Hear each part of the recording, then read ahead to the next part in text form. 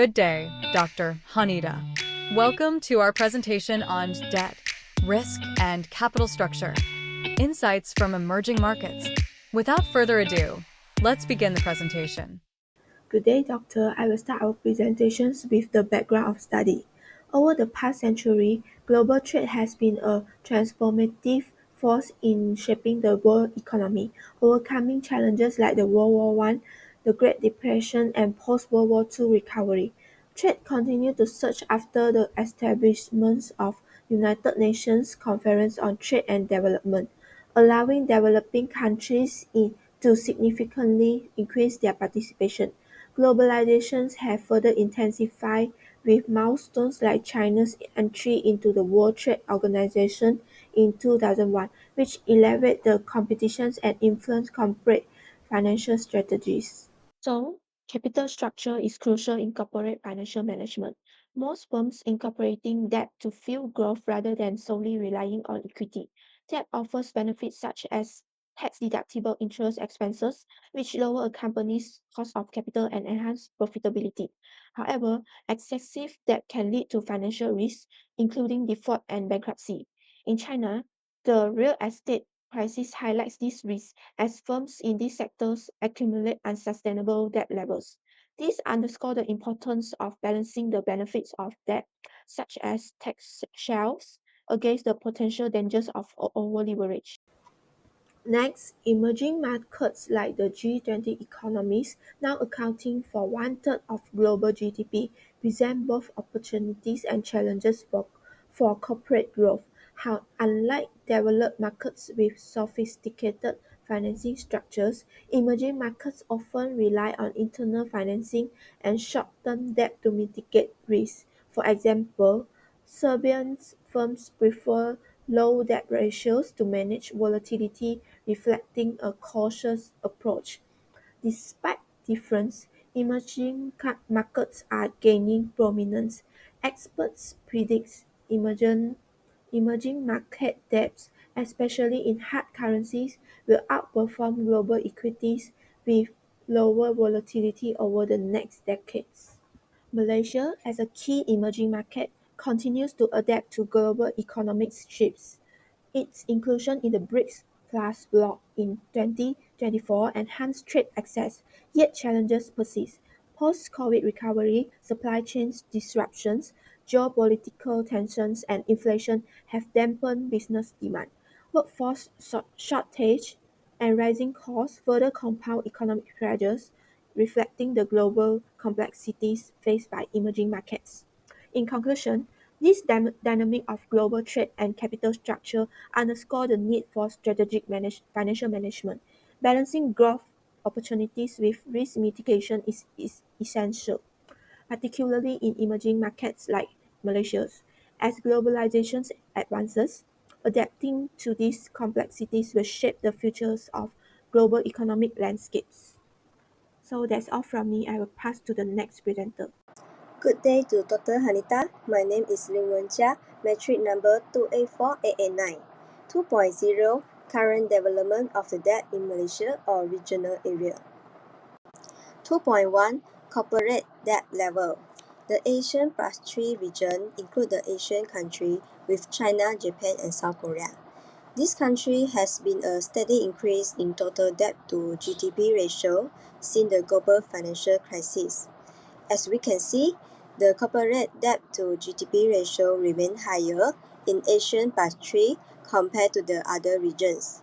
This shows a significant reliance on debt financing among firms. 2.2 Debt at risk. As we all know, interest coverage ratio (ICR) less than 1 is indicate that the firm earnings are insufficient to cover its debt interest obligation. As for mid-2022, 17% of Asia corporate debt was held by firms with an ICR below 1. Furthermore, an additional third by firms with an ICR between 1 and 4.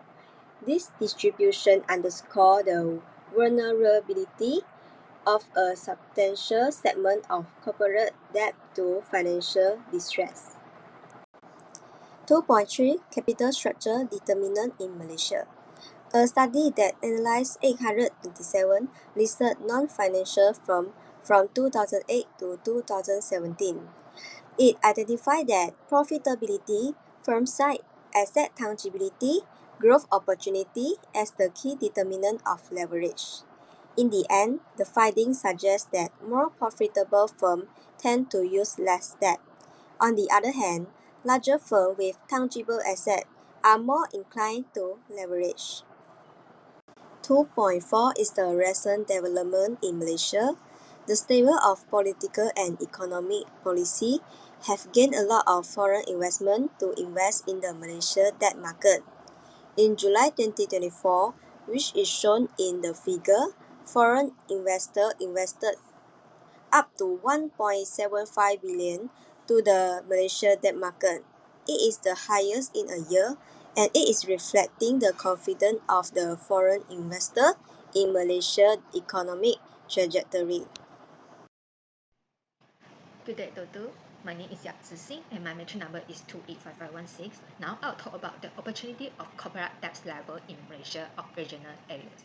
So the first opportunity that I want to talk is give the business in ASEAN a chance to get money for growth. Why I say so is because in ASEAN's partially country, they are show higher corporate debt ratio than other global counterparts. In this case, many of this economy, particularly Vietnam, Indonesia, because they are in need of rapid expansion, so the business are more strategically on using debt to fund growth initiative. Although it has shown having reliance on debt financing, but it has considered as a transformative opportunity for them because it gives the business a chance to get money for growth.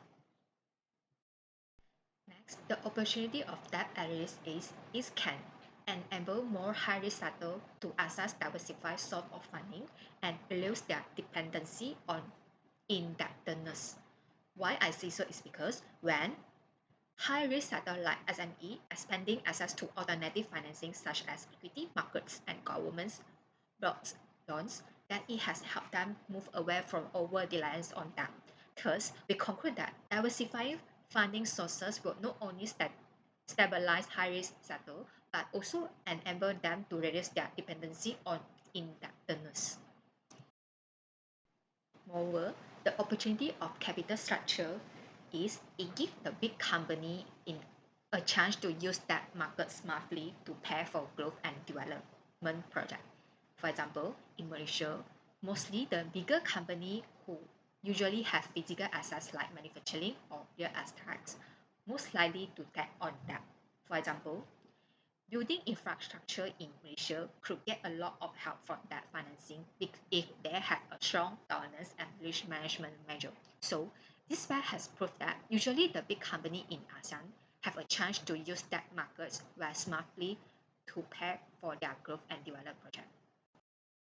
Last but not least, the stability of Malaysia's political and economy has created a high opportunity of attracting more foreign investment to come in.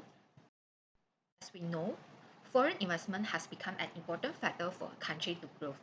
In Malaysia, in 2024, Malaysia has emerged as a more attractive place for international debt investment as we have received a highest amount in a year, around 1.75 million in foreign investment in its debt markets. So it shows that global investors are more trust the country who have economic stability. Good day, Doctor. My name is Chong Yan Tim, metric number 285261. Now, I will talk about some of the challenges of issuing debt in Malaysia, the region, and globally. I will cover economic crisis, pro-economic growth, mismatch of debt with its growth in the real sector, and the impacts of global interest rate. Let's start with the economic crisis. Debt in ASEAN plus 3 countries has been rising, especially after the global financial crisis. By 2020 to 2022, the debt to GDP ratio in this region exceeds 250%, making it one of the highest in the world. Malaysia is no exception. Over the years, our national debt has grown significantly, especially during COVID-19 pandemic. Back to 2011, Malaysia debt to GDP ratio was right by 50%. By 2024, it reached 65.6%. What does this mean? Well, as debt increases, the government has to spend more money to service it. This reduces the budget available for other important areas like healthcare, education, or development. It also limits the government's ability to adjust its fiscal policy. To manage this better, fiscal policy needs to align with debt strategy to ensure long-term sustainability. Now, let's move to slow economic growth. Malaysia's GDP per capita has grown over time, but it do not keep up with other countries like Poland and Croatia. After 2010 and especially after 2016, these two countries saw strong economic growth, but Malaysia growth slowed down, showing weaker progress. This slower growth creates several challenges. First, investors lose confidence, and it is harder for the country to recover economically. Besides, slow economic growth will lead to higher debt level. When debt grows faster than economic growth, it becomes harder for the countries to generate positive returns and attract investment. Next, let's talk about debt mismatch. For debt to be manageable, it should match growth in the real economy for areas like consumption, government spending, and production. When debt grows too quickly without real economic growth, it disrupts stability. This can lead to lower credit ratings and challenges in repaying debt. Finally, global interest rates. Rising global interest rates are another challenge. When rates go up, borrowing becomes more expensive for governments. To attract investors, governments must offer higher bond yields. This increases the borrowing costs and reduces the government's financial flexibility. In the long term, this makes managing debt even harder. Hello, my name is Alyson with metric number 28849. I'm going to present impacts of debt, risk, and capital structure in Malaysia and globally. The size and structure of Malaysia's bond market reflect its importance in financial market, and Malaysia's bond market has been valued at 2 trillion as in December 2023. In Malaysia's market, most of the business relying on debt instrument to fund a company operation and business expansion because of the cost effectiveness such as tax incentive and also structural development of the corporate bond market. Although Malaysia's bond market is more stable compared to other financial instruments, but the risks such as interest rate volatility, currency fluctuation, inflation, global economic fluctuation still exist. It exposes huge uncertainty to foreign investors who buy bonds denominated in ringgit. According to BNM, we remain as the biggest global issuance of Sukuk, positioning Malaysia as a global leader in Sukuk market. Some infrastructure projects such as MRT development largely financed through Sukuk, shown its importance in national development. Its success are also contributed by the regulatory support and active engagement from institutions such as BNM, Securities Commission Malaysia, that assist in safeguarding transparency, credibility, and innovation within the Sukuk ecosystem. Comparing Malaysia's bond market and Indonesia's, the volatility of Indonesian rupiah also exposes high risk to the investor, which make bond yield high sensitive to external shocks. In comparison, bond market in Malaysia benefits from a well-diversified debt structure and more balanced background of investors, which help in reducing its sensitivity towards external shocks. Another emerging market, which is Brazil, faces challenge of the macroeconomic instability such as high inflation rates, political turbulence, and inconsistent economic policies lead to the incremental in-risk premiums of the bond, which in a way discouraging both domestic and foreign investment. In contrast, Malaysia practices a clear regulatory and investor-friendly policies to maintain fiscal stability and improve investor confidence in bond investment in Malaysia. Meanwhile, comparing Malaysia's bond market with China, which is the largest in emerging market, China's bond market faces issues such as lack of foreign investors in bond market due to the concerns about transparency, uncertain regulatory, and the currency risk. Comparing with China's, bond market in Malaysia is smaller, but it's able to attract foreign investors because of the stable regulatory framework and investor-friendly policies compared to China.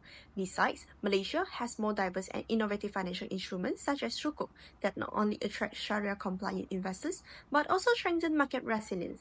On the other hand, bond market of China is heavily reliant on state-owned enterprise, which increase investors' concern in credit risk. That's all from me. Thank you. My name is Teh Xue Ling and my metric number is 287584. For policy recommendation, we focus on 5 points: macroeconomic stability, investment and credit growth, handling economic crisis, addressing global interest rate impact, and global best practices.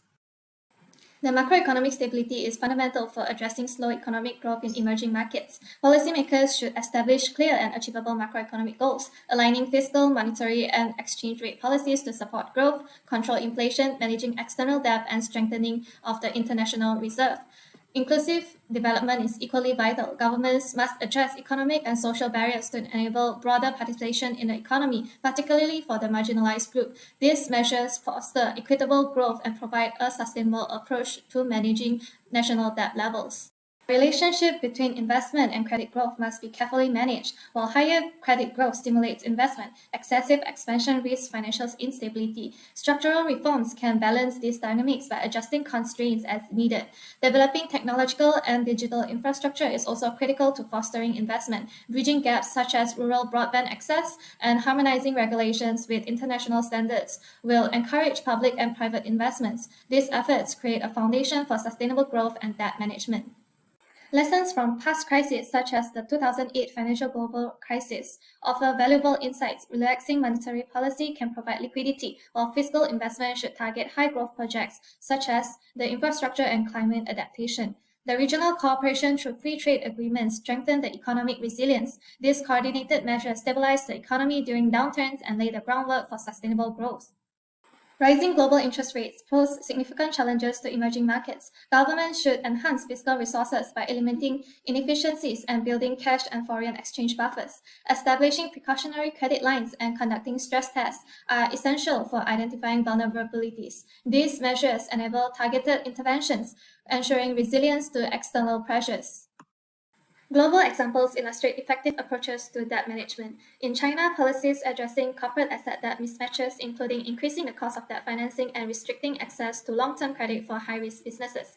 Europe emphasizes financial stability through liquidity buffers, stress tests, and conservative redemption terms. These strategies mitigate corporate debt risks and demonstrating the value of structured context-specific solutions. Robust macroeconomic policies and balanced debt management are critical to fostering stability and growth in emerging markets. Addressing systemic vulnerabilities and encouraging sustainable credit growth enhance resilience to external shocks. Future research should explore alternative financing mechanisms and sector-specific dynamics, particularly within Asian countries. Such investigations are essential for optimizing capital structures and achieving long-term economic stability. That's all from our group. Thank you.